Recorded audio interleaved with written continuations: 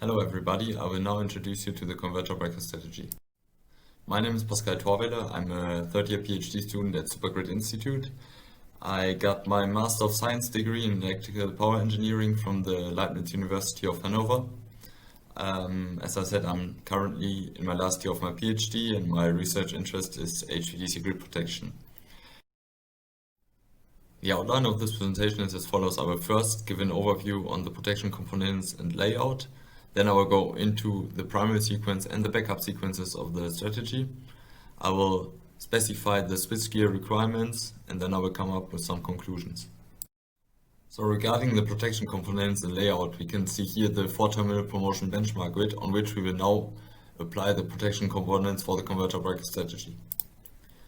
So we can see that we have one converter breaking module at each converter output and one line breaking module at each line end. The converter breaking module consists of a mechanical type DC circuit breaker, here in orange, in series with a residual current breaker and a pre-insertion resistor. All those switchgear devices are controlled by a DCCB control block, which receives tripping order from the dedicated relay and which can send failure information from the DC circuit breaker to the relay. The line breaking module consists of the same mechanical type DC circuit breaker in series with the residual current breaker. So here we can see that we do not require a pre-insertion resistor since we do not intend to reclose on the cable since the fault is supposed to be permanent. Now we zoom on one specific node in order to illustrate the sensor measurements and the relay communications. Each breaking module has a dedicated relay which has a voltage sensor measurement and a current sensor measurement. Each relay can communicate with the breaking module in order to send tripping orders and in order to receive failure information from the DCCB control block. The converter breaking module relay can further communicate with the MMC in order to synchronize the deblocking and in order to set up the power reference. Each line breaking module relay may communicate with the remote end in order to discriminate the faulty line via fiber optic link. I will now introduce you to the primary sequence for a line fault. The first step in the converter breaker strategy is to open all the converter breaking modules in order to suppress the fault current. In the second step, the faulty line is identified and the line breaking modules open. In the third step, the converter breaking modules reclosed via the pre-insertion resistors in order to limit the inrush current, and subsequently voltage and power is restored. The whole sequence takes about 100 to 200 milliseconds. The MNC fault right through operation modes during primary sequence are as follows. In pre-fault state, all converters react in droop control mode, and when there is a fault event, usually this leads to a blocking of each converter in the grid, so automatically active power and reactive power reference are set to 0. Once the converter breaking module opened, the MMC can now switch to STATCOM mode in order to provide some reactive power to the AC grid. When the converter breaking module recloses, the MMC switches back to droop control mode in order to restore the voltage with an active power which is set to 0. Once the grid voltage reached a sufficient level, the power is ramped up to pre-fault state. The simulation case for this primary sequence is a line fault at the very beginning of line 1-4. We can see that the fault provokes a very high discharge current of the adjacent cables, so that the current in the faulty line rises directly to about 30 kiloamps. The first action is to interrupt the fault current at the output of each converter. So this is why at about 10 to 15 milliseconds after fault occurrence, the fault current and the output of each converter is going down to 0, as we can see here in the middle graph. As a consequence, the current in the faulty line is now decreasing close to 0, so that we can easily open the line breaking module. Once the faulty line is isolated, we can then proceed to the reclosing of the converter breaking module via pre-insertion resistors. We can see that after reclosing, the voltage is ramped up to close to nominal voltage. Once the sufficient voltage level is reached, the power is ramped up to pre-fault state and the primary sequence is done. So I will now introduce you to the backup sequences.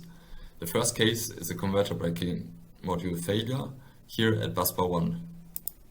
In the first step, all the other converter breaking modules were open and will suppress the fault current of those converters. In the second step, the line breaking modules will open and isolate the faulty line. Once the faulty line is isolated, there's no more current flowing through the faulty converter breaking module, so that the residual current breaker is then able to open.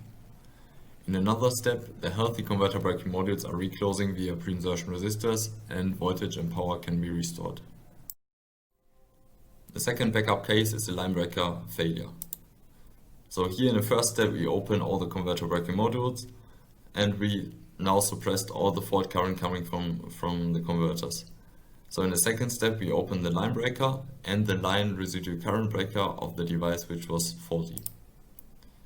Then we reclose all the converter breaking modules by pre-insertion resistors, and we ramp up voltage and power.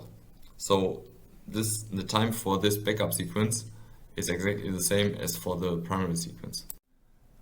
So regarding the switchgear requirements for the converter breaker strategy, we can say that each converter breaking module and each line breaking module is equipped with a mechanical type DC circuit breaker, which should be able to interrupt the fault current coming from one MMC, which is in this study about 20 kiloamps. A breaker operation time of 10 to 20 milliseconds for converter breaking module and line breaking module is sufficient for the converter breaker strategy. We do not install any DC limiting reactors since the current is interrupted at the converter output, and this is also reducing the surge arrestor energy absorption requirements. The residual current breaker can be a classic SF6 chamber or a vacuum interrupter, which should be able to interrupt a few amps of DC current. Yeah, so now we come to the conclusion. So we saw that the converter breaker strategy has some advantages in the protection equipment, so we don't need ultra-fast hybrid DC circuit breakers. This is why we installed mechanical type DC circuit breaker, which are supposed to be cheaper. We do not require a lot of energy dissipation since we do not make use of any DC limiting inductors in the grid. We do not need any ultra-fast fault discrimination algorithms, so because we interrupt the current at the converter output in the first step, and then we interrupt the current at the faulty line. So that communication protocols for protection equipment can be based on the IEC 61850. So we also saw that the MMC can provide reactive power to the AC grid while being disconnected from the DC side. We also saw that the power restoration time is in between 100 to 200 milliseconds for primary and backup sequences, so there is actually no risk of transient instability when considering an AC inertia coefficient of 4 with a reasonable DC power exchange. So we can say in general that the converter breaker strategy is the multi-vendor approach. It is good in terms of costs, and it shows good results for interoperability. So, thank you for your attention, and if you have questions, please ask me or contact me on this mailing address. The next topic is about HVDC network protection based on full bridge converters. My name is Philipp Ruffing, and I'm working as team leader for the team DC systems at the RWTH Aachen University. Within promotion, on the one hand, I'm leading the work package 16, which is about the demonstration of the findings of work package 2, 3, and 4 in particular. And on the other hand, I supported during the model development on work package 2 and carried out the investigations regarding the full bridge protection strategy in work package 2 and work package 4. So as already mentioned in the title, today's presentation is about the full bridge based protection strategy. And we will start with a quick motivation why we look at this strategy, then go through the individual steps and close the presentation with a quick performance analysis. So from an operational perspective, for sure, it would be desirable to just install fast DC circuit breakers at every line and treat every line as individual protection zone. So similar to AC grid protection systems. This on the one hand would allow the application of commercially attractive RF bridge-based converters, But on the other hand, the associated circuit breakers have to interrupt the fault currents have to interrupt relatively high fault currents, and also in order to limit these fault currents, an inductive termination at every line end is required. And due to the interruption of the high fault currents, the breakers also need to dissipate a lot of energy during the interruption process. So overall, the requirements on the HVDC switchgear are relatively high. On the contrary, it is possible to protect HVDC systems based on fault blocking converters. In such a system, the entire part of the entire DC grid or part of the DC grid is treated as one protection zone. If a fault occurs, the entire grid is de-energized, and the fault separation can be carried out after several milliseconds under near zero current and near zero voltage conditions. So overall, the requirements on the DC switchgear are relatively low compared to full-size HVDC circuit breakers.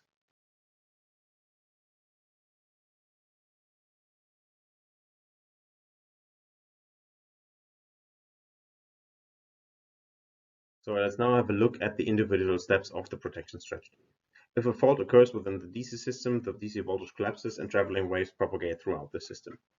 In order to stop the energy transfer from the AC to the DC grid using the fault blocking converters, first of all, the fault has to be detected, and the fault detection has to initiate this the fault current suppression process. Therefore, the fault current detection needs to be based on local measurement, and it needs to be a high-speed detection. In the second step, the fault needs to be localized, so the faulted line needs to be localized in order to separate this faulted line. This, however, just has to occur after the system is de-energized, so overall the speed requirements are very much reduced compared to the detection, and on the other hand, since the system is already in a safe situation based on the detection and the subsequent fault current suppression, the overall protect or localization system can be based on communication, so for example based on a differential line current protection.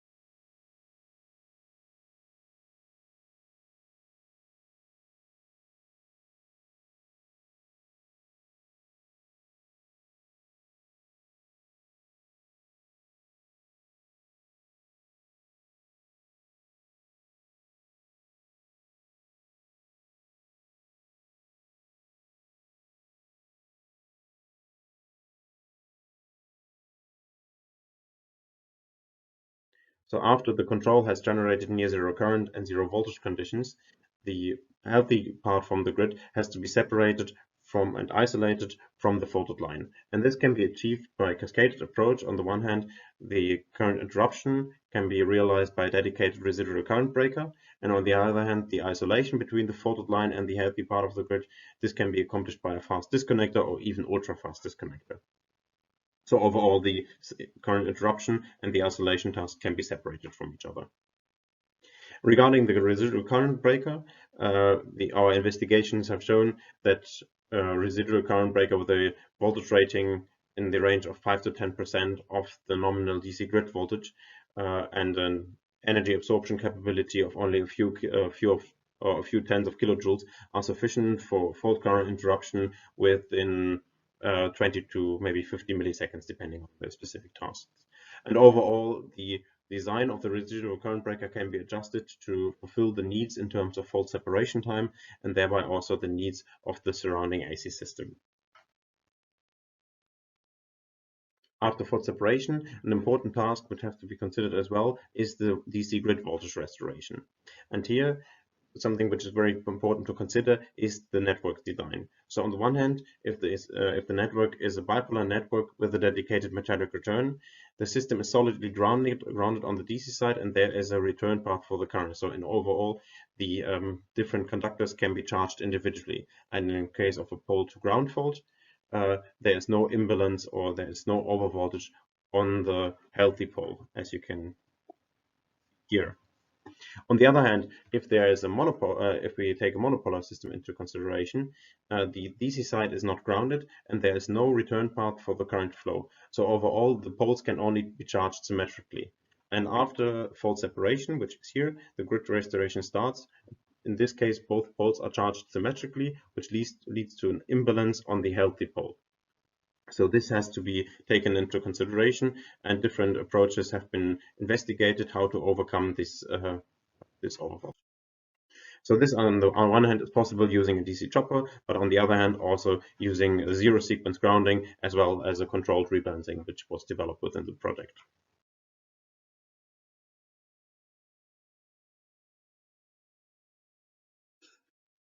So after all these individual steps of the protection strategy, let's now have a look at the performance of the strategy itself.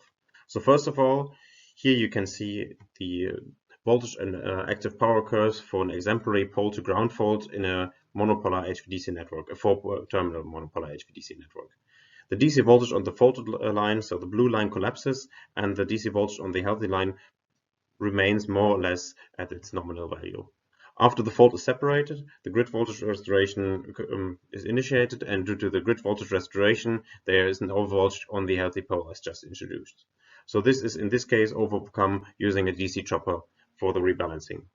But overall, it can be concluded that the DC voltage is restored within around 70 milliseconds, and that the worst case active power restoration time.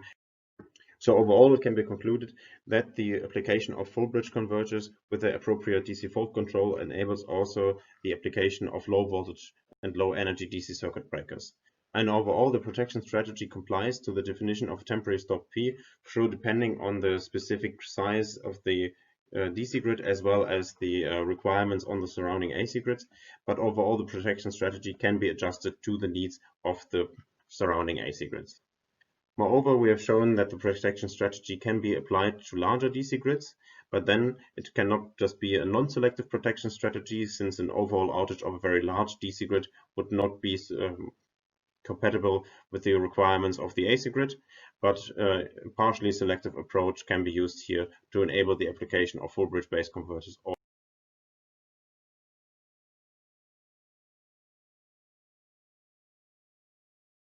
So with this, I would like to close the presentation, and if you have any further questions, please do not hesitate to contact me under my email address, as you can see here, or visit us during the live Q&A session on Friday. This presentation is about post-fault voltage rebalancing in symmetrical monopolar HVDC grids. My name is Mian Wang. I received my master's degree in Kyoto University from Japan, and then I worked as a power system engineer in Toshiba, Japan for more than 4 years. Currently, I'm finishing my PhD on multi-vendor HVDC grid protection in Leuven. Within the promotion project, I'm contributing to work package 4, 9, 11 on investigating fully selective protection strategies. In this presentation, first we will talk about pole-to-ground faults in symmetrical monopolar HVDC system lead to unbalanced voltages. Then I will explain pole rebalancing principles, devices, and pole rebalancing in different protection strategies. Symmetrical monopolar HVDC systems are typically grounded with high impedance groundings, for example, a stop-point reactor at the AC side or pole capacitors at the DC side. A pole-to-ground fault leads to a large transient fault current but very low current in a steady state. The healthy pole, however, experiences overvoltage even after fault is cleared if we do not take any countermeasures. Therefore, pole rebalancing is necessary to quickly restore the system. Pole rebalancing can be achieved by providing a discharge path for the healthy pole, either at the DC side or AC side. Examples of DC side devices are discharging resistors, resistor-based dynamic braking systems, and surge arrestor-based dynamic braking systems. Examples of AC side groundings which permit a zero-circuit current are pole rebalancing reactors, zigzag grounding transformers, and neutral-grounded converter transformers. In this slide, we look at some examples of pole rebalancing in different protection strategies used in a 4-terminal test network. The first example is the non-selective protection strategy using converse-side DC circuit breakers. The plots from top to bottom are the voltage of the faulted pole, the voltage of the healthy pole, and then the current in the pole rebalancing reactor. After the fault is cleared, we can connect the pole rebalancing reactor to rebalance the pole voltages. Once the voltages of the system has recovered to a certain level, we can then deblock the converters to actively recharge the DC network. Once the pole voltages are rebalanced, we can then disconnect the pole rebalancing reactor. In this particular case, pole rebalancing is achieved in approximately 150 milliseconds after fault inception. The second example is a fully selective protection strategy using DC circuit breakers. The plots from top to bottom are the voltage of the faulted pole, the voltage of the healthy pole, and the current in the dynamic braking system. Similarly, once we've opened the DC circuit breakers, we can switch on the dynamic braking system to rebalance the pole voltages. Once the pole voltages are rebalanced, we can then switch off the dynamic braking system. In this particular example, pole rebalancing is achieved in approximately 40 milliseconds after fault inception. The overvoltage and pole rebalancing in such a strategy, however, are closely related to the opening speed of the DC circuit breaker. For instance, if we use a very fast DC circuit breaker with an opening time of 2 milliseconds, the overvoltage experienced by the healthy pole is much less compared with that of using a DC circuit breaker of 8 milliseconds. In addition, the current in the dynamic braking system and in turn the dissipated energy are also much less if we use a very fast DC circuit breaker. The third example is a non-selective protection strategy using fault blocking converters. In this particular example, we can use the converter controls to discharge the healthy pole through the fault path and then recharge the DC network once both poles are de-energized and the fault line is isolated. So in terms of protection sequences and devices, pole rebalancing is performed after fault clearing in non-selective protection strategies using convert-side DC circuit breakers or AC circuit breakers, and fully selective protection strategies using DC circuit breakers. Dedicated pole rebalancing devices are necessary in these protection strategies. While pole rebalancing can be achieved before fault clearing in a non-selective protection strategy using fault blocking converters by converter controls without using any dedicated pole rebalancing devices. With respect to DC side devices, the requirements differ in non-selective and fully selective protection strategies due to the usage of line inductors. Resistor or surge arrestor-based dynamic braking systems are both suitable as line inductors are typically not used in non-selective protection strategies. On the contrary, surge arrestor-based dynamic braking systems are more suitable in fully selective protection strategies to avoid high switching transients due to the large inductor size. With respect to AC side devices, the constraints are mainly from the converters. As converters are blocked during fault clearing in non-selective protection strategies, the AC side devices can be dimensioned with a low zero-sequence impedance to allow for a larger current to achieve fast pole rebalancing. However, in fully selective protection strategies, converter blocking may not always be allowed. So there exists a trade-off between avoiding converter blocking and fast pole rebalancing. The key takeaways on pole rebalancing are that dedicated pole rebalancing devices are needed to achieve fast pole rebalancing except for a non-selective protection strategy using fault blocking converters. Requirements on the pole rebalancing devices differ in non-selective and fully selective strategies due to the absence or presence of large line inductors, converter blocking requirements, and restoration speed requirements.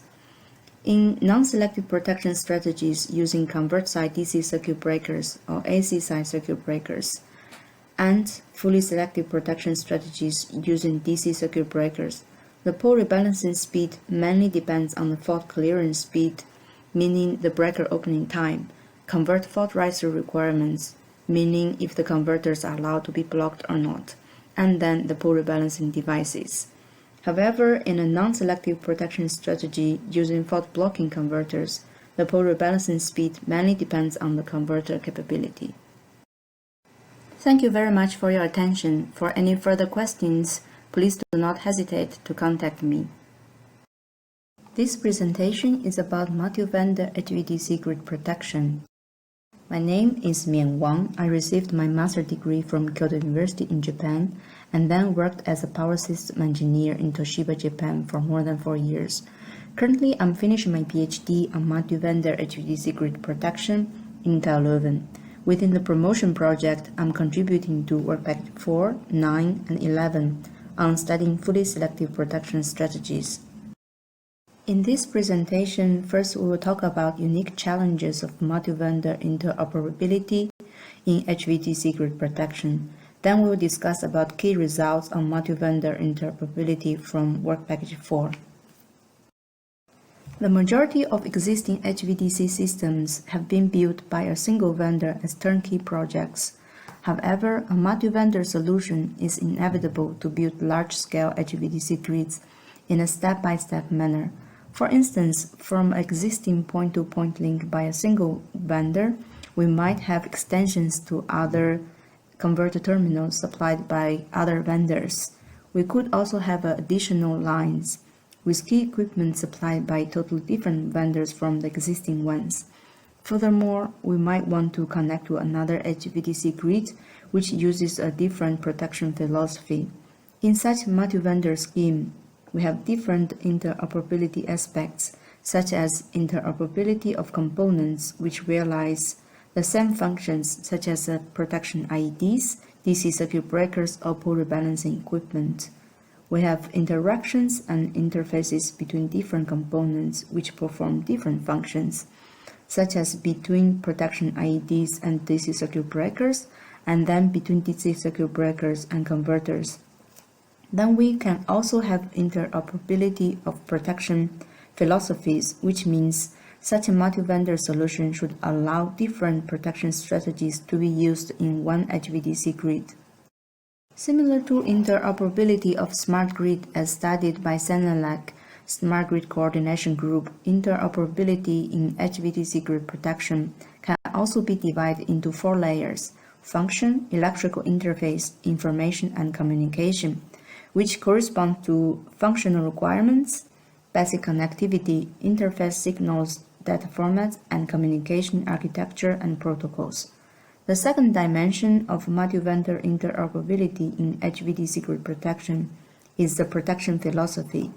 Since the operational principles and impact of each protection philosophy are substantially different, multi-vendor interoperability of HVDC grid protection can only be meaningfully defined specifically within one protection philosophy, such as non-selective or fully selective, or among different protection philosophies using a partially selective protection strategy to split the grid.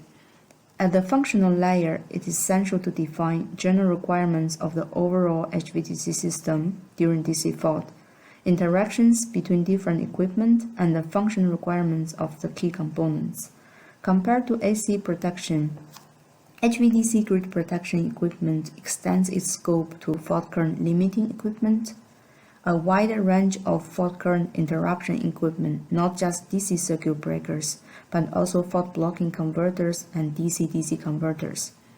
In addition, system restoration is considered as a necessary and integrated step of a protection strategy. This expands the scope also to restoration equipment such as converters, pole rebalancing equipment, and AC or DC side pre-insertion resistors. The electrical interface layer defines voltage, current, and power ratings of all equipment for continuous operation and withstand capabilities for short and long-time operation. The electrical interface interoperability allows electrical equipment to be connected in the same power system without subjecting the component to damaging electrical stresses. The information layer defines information that is being exchanged between two components or systems. This includes defining common sets of input-output signals and a data format. The communication layer defines communication protocols and architectures for exchanging information between the various components. In a partially selective protection strategy, we also need to define the functional requirements of each subgrids and the interfacing components between the subgrids. Interoperability at these 4 layers ensure that the HVDC grid protection system to allow two or more components or systems to connect electrically, perform data exchange, make use of the exchanged data, and achieve the required functionality. The general approach we used in the promotion project to assess interoperability in HVDC grid protection is to define and evaluate the interoperability at both system and component level. At the system level, the first step is to define the functional requirements of the system or subsystems. For example, how fast we can clear the fault and restore the system. The second step is to define the interfaces between subsystems for interconnection. For instance, the interface in DC circuit breakers, DC-DC converters, protection IED, control and protection coordination signals. The third step is to define qualification indicators and validation methodologies for the grid. For instance, international standards if exists, qualitative comparison, offline and/or online simulation or qualification tests if no standards exist. At the component level, the first step is to identify all key components for a given protection strategy, then define the ratings and functional requirements for all key components. Then, similar to the system level, the third step is to define qualification indicators and validation methodologies for all the key components. In the deliverable 4.3, we have performed multi-vendor interoperability studies on 3 protection strategies: a non-selective protection strategy using convert-side DC circuit breakers, a non-selective protection strategy using fault blocking converters, and a fully selective protection strategy using DC circuit breakers. At the system level, the key performance indicators used for assessing interoperability are the fault clearing time, DC voltage recovery time, active power recovery time, and reactive power ready time. Qualitative analysis was performed for different converter technologies in these 3 protection strategies, with a focusing on evaluating half-bridge and full-bridge MMCs. In a non-selective protection strategy using DC circuit breakers, preliminary analysis was carried out on interoperability between mechanical and hybrid DC circuit breakers, between pole rebalancing reactors, and dynamic braking systems. In a non-selective protection strategy using fault blocking converters, preliminary analysis was carried out on various high-speed switching technologies. In a fully selective protection strategy using DC circuit breakers, extensive analysis on various interoperability issues has been carried out, including analyzing interoperability of DC circuit breaker technologies with various functions, proposing standardized interfaces between DC circuit breakers and protection IEDs to enable these breaker functions, the interactions between both DC and AC side pole rebalancing devices with DC circuit breakers were investigated in great detail to design effective and interoperable protection systems. Furthermore, interoperability of DC protection IEDs is demonstrated using 2 hardware prototypes in a realistic test network. Further details on the demonstration can be found in Work Package 9 presentations. The key takeaways on multi-vendor interoperability in HVDC grid are that multi-vendor interoperability in HVDC grid protection faces many challenges, particularly regarding functional requirements, control and protection interactions, interfaces, and communication. Functional interoperability of key components, including fault interruption equipment and pole rebalancing devices, are demonstrated in the 3 protection strategies to various degrees using offline simulations. Interoperability of hardware ID prototypes is demonstrated for the very first time on a realistic test network. The work done in the promotion Work Package 4 has made direct contributions to SIGRE and IEC standardization working groups, particularly on ID testing, DC circuit breaker functions, interfaces, and etc. Thank you very much for your attention. For any further questions, please do not hesitate to contact me. This presentation gives a general introduction on backup protection in HVDC grids. My name is Mian Wang. I received my master's degree from Kyoto University in Japan and worked as a power system engineer in Toshiba, Japan for more than 4 years. Currently, I'm finishing my PhD on multi-vendor HVDC grid protection in Leuven.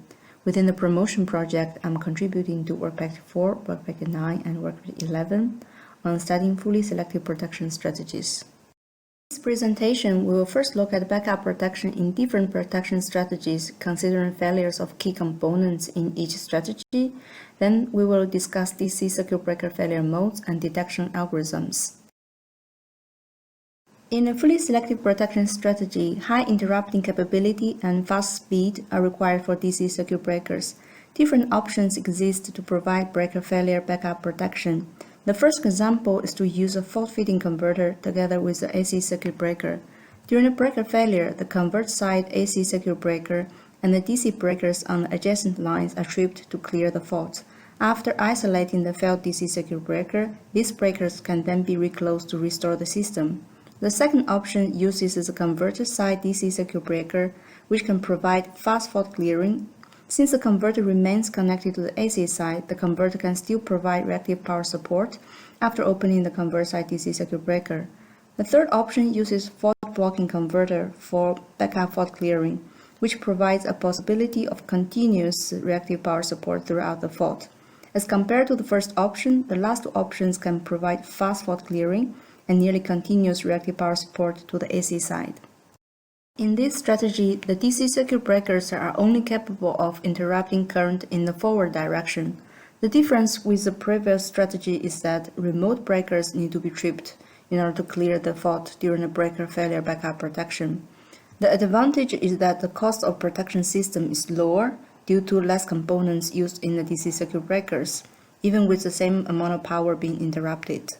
However, communication may be needed to coordinate backup protection with remote breakers, and it may take a longer time to restore the system considering the communication delay and more lines are disconnected and have to be reconnected. DC circuit breakers with high interrupting capability but slow speed are proposed to be used in a non-selective protection strategy. Both converter and line-side breakers are tripped to clear fault in primary protection. The converter and line-side breakers can provide backup protection for one another, as both of them are capable of interrupting high fault current. For instance, if the convert side breaker fails, the line breaker can still interrupt the fault. Consequently, similar primary and backup protection performance can be achieved. In a non-selective protection strategy using fault-blocking converters, the converters can control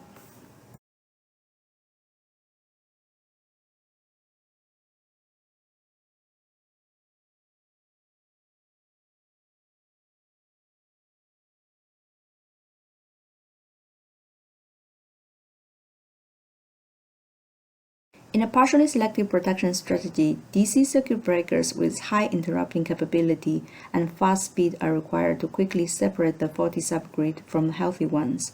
Without using redundant DC circuit breakers, the whole DC grid needs to be de-energized if the DC circuit breaker fails, assuming both subgrids use non-selective protection strategies. If de-energizing the whole grid during backup protection is not acceptable, a redundant DC circuit breaker can then be used to provide backup protection. In such a case, the amount of power being interrupted during backup protection would be the same as in primary protection. In the next few slides, we look at DC circuit breaker technologies and detection algorithms. Hybrid and mechanical breakers are the two most promising technologies which have been prototyped and installed in commercial projects. DC circuit breakers for high voltage applications typically adopt a modular design in order to attain the required voltage level. For instance, we can use 480 kV modules in a 320 kV system. The modular structure of DC breakers leads to different failure modes. First, we can have a complete failure of a breaker, which can be caused by failure of common components, such as the load commutation switch, ultrafast disconnector, breaker controller, or power supply. Second, we can also have partial failures due to failure of components in a single module. For instance, we can have power electronic switch failures, or surge arrestor failures in a single module in hybrid breakers, or single vacuum interrupter failure in mechanical breakers. Various breaker failure detection algorithms have been proposed in the literature. A breaker failure typically leads to a high fault current and low recovery voltage, while a successful fault clearing has opposite characteristics. These current and voltage characteristics can then be used to detect a failure. For instance, an overcurrent criteria detects a failure if the breaker current is larger than a certain value after the expected fault clearing time. The current derivative criteria detects a failure if the current decreases slower than expected. During a successful clearing, we see an abrupt voltage increase upon breaker opening, so we can detect this voltage change to distinguish a breaker failure using the so-called quick change detection method. Or we can use a combination of both voltage and current to detect a breaker failure. These existing algorithms, however, have limitations either in providing fast speed or addressing partial failures. In the promotion project, we have proposed a fast and robust breaker failure detection algorithm, which can deal with both complete and partial failures based on estimating the counter voltage on the energy absorption branch. In this example, we consider a complete failure of a mechanical DC circuit breaker in a 4-terminal test system. We can clearly see that we expect a full counter voltage once the breaker is supposed to be opened, but the estimated counter voltage is 0, so we can almost immediately detect this failure and trip the backup breakers. In the second case, we consider a surge arrest failure of one module at 5 milliseconds after the expected breaker opening time. We see a difference between the expected and estimated voltages of approximately a quarter of the full counter voltage, and we can detect this as soon as the surge arrestor failure is initiated. To summarize, backup protection is an important part of HVDC grid protection to ensure safe and stable operation of the hybrid AC-DC system. Different backup protection options exist with varying impacts and costs. In a fully selective protection strategy, the backup protection option may be selected based on the number of adjacent lines, the reactive power support requirement, and the allowed system recovery time. In a non-selective protection strategy using both converter-side and line-side DC circuit breakers, similar performance can be achieved for both primary and breaker failure backup protection. In a non-selective protection strategy using fault-blocking converters, however, it may take a longer time to restore the system during converter, high-speed switch, and communication failure. In a partially selective protection strategy, a redundant DC circuit breaker may provide satisfactory backup protection performance. DC circuit breakers with a modular design lead to new failure modes. To deal with such failure modes, in the promotion project, we have proposed a fast and robust breaker failure backup protection algorithm. Thank you very much for your attention. If you have any further questions, please do not hesitate to contact me.